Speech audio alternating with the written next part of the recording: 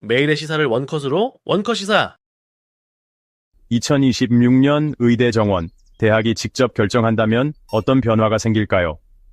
여야가 합의한 새 정책에 따라 의대 정원 심의는 보건의료인력수급추계위원회에서 담당하지만 2026학년도에 한 해 대학이 직접 정원을 조정할 수 있도록 했습니다. 이에 대해 의사협회는 강력 반발하고 있습니다. 의사 부족 해결을 위한 실질적 대책이 없다. 의대 정원을 늘려도 강의실과 실습 환경이 부족하다. 반면 정부는 제로베이스에서 유연 검토하겠다며 신중한 입장을 보이고 있는데요. 이번 결정이 과연 의료계와 국민들에게 어떤 영향을 미칠까요? 여러분의 생각은?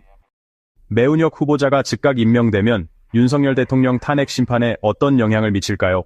헌법재판소는 매운역 후보자의 임명 지연이 헌법 위반이라고 판결했습니다. 즉각 임명될 경우 변론을 다시 열어 갱신해야 할 가능성이 큽니다. 하지만 윤 대통령 측은 억지 정원 채우기라며 강하게 반발하고 있습니다. 변론을 재개할 경우 탄핵 심판 선고가 지연될 수도 있고 마 후보자가 회피하면 기존 8명 재판관이 결정을 내릴 수도 있습니다. 헌재 결정과 정치적 셈법이 얽힌 이번 사안, 여러분은 어떻게 보시나요? 의견을 댓글로 남겨주세요.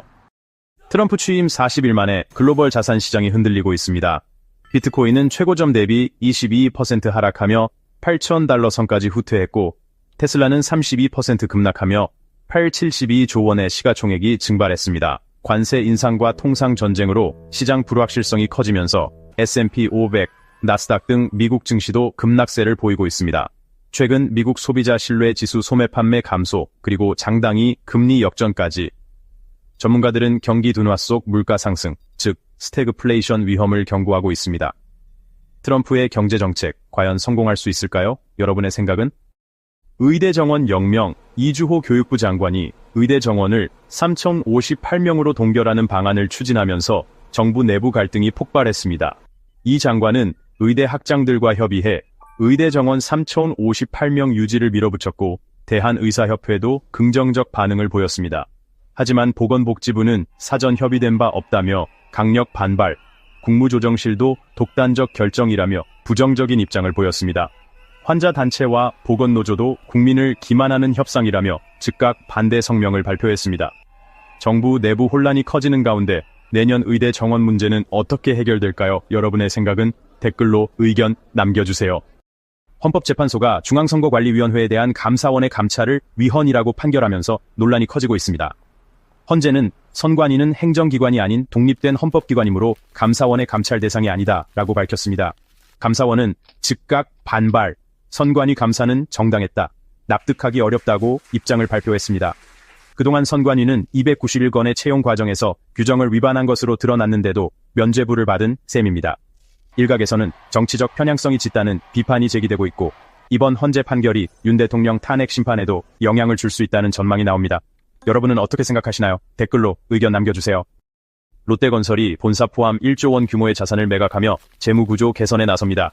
서울 잠원동 본사 부지를 포함한 부동산 및 리츠 지분 매각을 추진하며 매각 시 1조 원 규모의 현금을 확보할 전망입니다.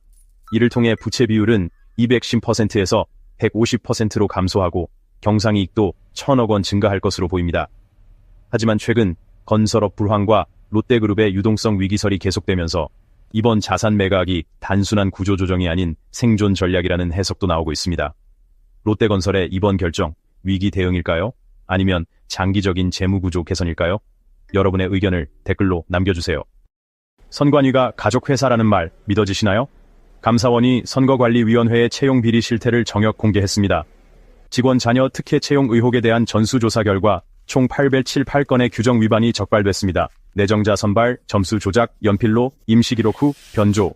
감사원은 이를 불법 편법 조장이라고 지적했습니다. 반면 선관위는 이미 제도를 개선했다며 책임을 피하는 모습입니다. 공정해야 할 선관위, 과연 신뢰할 수 있을까요? 여러분의 생각을 댓글로 남겨주세요. AI 전쟁의 핵심, 바로 양자 컴퓨팅입니다. SK텔레콤이 미국 양자 컴퓨터 기업 아이온큐와 전략적 제휴를 체결하고 3,300억 원을 투자했습니다. 이번 협력으로 SKT는 양자 컴퓨팅 기반 AI 기술을 확보하며 미래 경쟁력을 강화할 계획입니다. 양자 컴퓨터는 기존 컴퓨터보다 연산 속도가 압도적으로 빠르며 차세대 AI 개발의 핵심 기술로 떠오르고 있습니다. 마이크로소프트, IBM 등 글로벌 빅테크들도 양자 컴퓨팅에 사활을 걸고 있는 상황. SKT의 이번 행보 AI 패권 경쟁에서 게임 체인저가 될 수 있을까요? 여러분의 의견을 댓글로 남겨주세요.